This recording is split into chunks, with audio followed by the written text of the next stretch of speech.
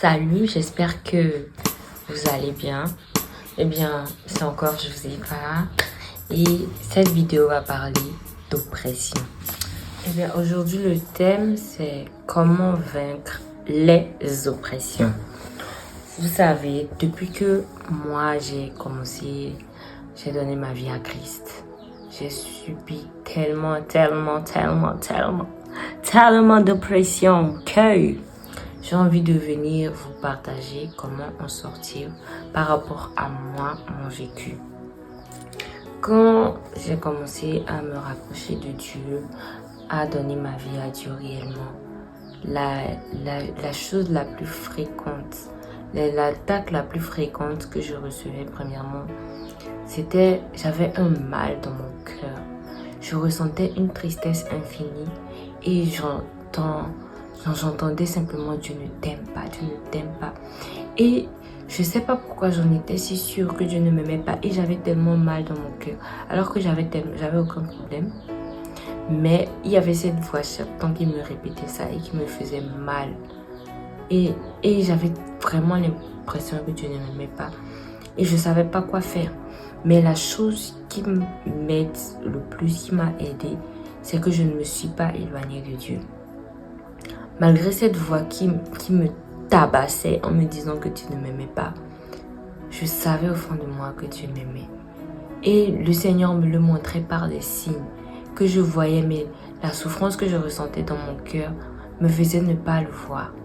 Mais je ne me suis pas éloignée, je n'ai pas arrêté de prier. J'ai au contraire cherché Dieu.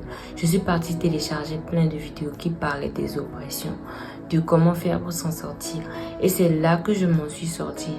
Je suis tombée sur des vidéos du pasteur Mohamed Sanougou et j'ai pris autorité. Parce que ça, ce sont des attaques et j'ai l'autorité pour vaincre ça. Alors ce que j'ai fait, c'est que j'ai pris autorité, que j'ai chassé toute forme d'oppression dans ma vie et je me suis sentie libérée. Donc à toi qui te sens oppressé de toutes parts, à toi qui as mal parce que tu penses que Dieu ne t'aime pas et que tu es chrétien, sache que Jésus t'aime. Et que tout ce que tu entends, c'est des attaques du diable, c'est des oppressions. Alors lève-toi, prends autorité et chasse ces choses. Et tu verras que tout de suite après, tu t'en sortiras. La deuxième chose sur laquelle j'ai été attaquée, c'était mes émotions. En fait, premièrement, on me disait que Jésus ne m'aimait pas. Mais vu que je sais que Jésus t'aime, Jésus m'aimait. Ce qui m'était arrivé en secondo, c'est que j'ai commencé à être dépressive. Moi, il faut savoir que je suis une personne super joyeuse. En vrai de vrai, quand on me connaît pas, quand je connais pas les gens, j'arrive pas tout de suite à m'ouvrir ou bien à être gentille. Mais je suis une personne très agitée, voilà, très folle, mais je suis pas une personne qui est triste. Je n'ai même pas de problème dans ma vie. Franchement, je vis encore chez mes parents. J'estime que je n'ai pas de problème. En fait, je suis une personne, voilà, free. Mon esprit est libre. Mais d'un coup comme ça, je ressens une tristesse indescriptible. En fait, j'ai vraiment expérimenté la dépression parce que je ne savais même pas d'où ça venait. Je ne savais pas d'où me venait cette tristesse. Pourquoi est-ce que je ne vois plus de sens à ma vie? Pourquoi est-ce que je me sens si triste en fait? En fait, je me sentais tellement triste. Je n'avais plus le goût à rien. Je n'avais plus envie de prier. Alors que je me dis, mais pourquoi est-ce que je suis triste? Pourquoi est-ce que je ne vois plus de sens à ma vie? Alors que je sais que j'ai Jésus et que Jésus a donné un sens à ma vie. Pourquoi est-ce que je ressens ça? Pourquoi en fait? Et j'étais tellement démoralisée. Franchement, c'était pas cool, hein? C'était pas cool, pas du tout. Mais ce que j'ai encore fait, ce que j'ai fait une fois encore, c'est que je ne me suis pas détachée de Dieu. Je n'ai pas laissé ces émotions qui m'envahissaient arrêter de passer du temps dans la présence de Dieu. Certes, c'était difficile. Et certes, je ne passais pas du temps avec Dieu comme je le faisais avant. Mais sachez que Même le simple fait que je venais le matin, je disais, genre je lisais peut-être une partie de la Bible, je faisais... En fait, je n'ai pas lâché la main de Dieu et je n'en voulais pas à Dieu non plus. Mais je ne disais pas à Dieu, Seigneur, j'ai mal, Seigneur, je me sens dépressive, Seigneur, pourquoi je ressens ça et tout. J'ai tout gardé dans mon cœur. Mais je ne me suis pas éloignée de Dieu, non. Je ne me suis pas éloignée de Dieu. Et une fois, j'avais tellement mal. Je me sentais tellement triste que j'ai dit, Seigneur, Seigneur, je me sens triste. Seigneur, Seigneur, j'ai mal dans mon cœur. Je viens te dire que tout ce temps, tu sais que je n'ai pas envie de prier. Tu sais que je n'arrive pas envie de prier. Mais Seigneur, je sais que sans toi, je ne suis rien. Je sais, Seigneur, que si aujourd'hui j'arrête de prier, si je m'éloigne de toi, je sais que ma vie sera encore pire. Je sais que sans toi, je ne suis rien.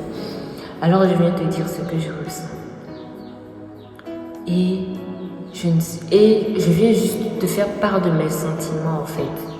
Et quand j'ai fini de faire cette prière, j'ai pris ma Bible et je suis tombée sur un verset. Je suis tombée sur le verset de Jésus qui était en train de guérir la belle-mère de Pierre ou bien de Simon, je pense que j'ai un peu oublié. Et il a ordonné à la fièvre de la quitter. Et d'un bond à s'est levée, j'ai dit que dans ce cas, moi aussi, j'ordonne à cette tristesse de me quitter au nom de Jésus-Christ de Nazareth. Et d'un coup, quand j'ai fermé ma Bible, la joie qui m'a envahi. D'un coup, j'étais tellement en joie. D'un coup, cette tristesse, elle m'a réellement quitté en fait. Je savais que c'était une attaque, mais je n'avais pas la force de me lever.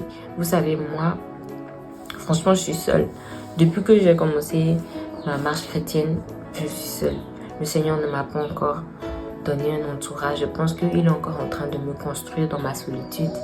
Et je n'ai pas réellement quelqu'un à qui dire, s'il te plaît, prie pour moi, nanani, nana. À part ma mère, qui est elle aussi très chrétienne. Mais même elle, je n'avais pas la force de lui parler. En réalité, je n'ai que Jésus pour le moment. Je n'ai pas réellement d'entourage. Et c'est pour ça que j'ai su que je ne pouvais pas lâcher la main de Dieu. Même si j'avais l'impression qu'il n'était pas là pour moi, je savais que je ne pouvais pas arrêter de prier. Donc, en gros, j'ai envie de vous dire que quel que soit ce que vous traversez dans la vie, ce n'est pas une raison de s'éloigner de Dieu. Même si vous ne priez pas comme avant, même si vous allez juste vous réveiller le matin, vous allez dire merci Seigneur de m'avoir réveillé ce matin. Seigneur, je te confie ma journée. Vous allez lire un petit passage de la Bible. Vous allez peut-être lire une petite adoration. Vous allez juste confier vos sentiments à Dieu. C'est important. Il ne faut jamais laisser la main de Dieu. Parce que si tu lâches la main de Dieu, si tu t'éloignes de sa présence, revenir encore, c'est très compliqué. C'est très très compliqué. Donc, la clé d'abord, ce que j'ai compris de tout ce que j'ai vécu, c'est que toutes les attaques du diable, on a l'autorité sur ça. Tout ce que tu peux ressentir, même la dépression, même en fait, il y a plein, on a l'autorité sur tout. Si par exemple, tu sais, à cause d'une situation financière, c'est à cause d'une tristesse, c'est à cause de quelque chose qui t'est arrivé que tu ressens cette tristesse. Remets-toi à Dieu. Si c'est un problème d'argent, remets-toi à Dieu et demande-lui ta paix. Parce qu'il n'y a rien qui est au-dessus de lui. Il peut tout faire. Il peut tout surpasser. Il peut tout surmonter. Il peut arriver à tout. Il n'y a rien qui soit une raison de s'éloigner de Dieu. C'est ce que j'ai envie de te dire. Et j'ai envie de te dire que quand c'est un problème de tristesse comme je l'ai vécu, qui n'a rien à voir, qui n'a pas réellement de provenance, prends autorité et libère-toi de ça. Et ne t'éloigne jamais de la volonté de Dieu, de la présence de Dieu plutôt. Mais quand c'est lié à une chose, ne t'éloigne pas non plus de Dieu. Remets-lui ce que tu as sur le cœur et demande-lui sa paix. Parce que quand tu as la paix de Dieu, il n'y a pas de problème qui peut te surmonter. Lui-même, il a dit, ne vous inquiétez de rien. Mais en toute chose, remettez-vous à Dieu et faites des prières, des supplications, des actions de grâce. Donc, c'est mon petit partage. J'espère que ce que j'ai partagé avec vous sera bénéfique. Et bah, soyez bénis. Bisous!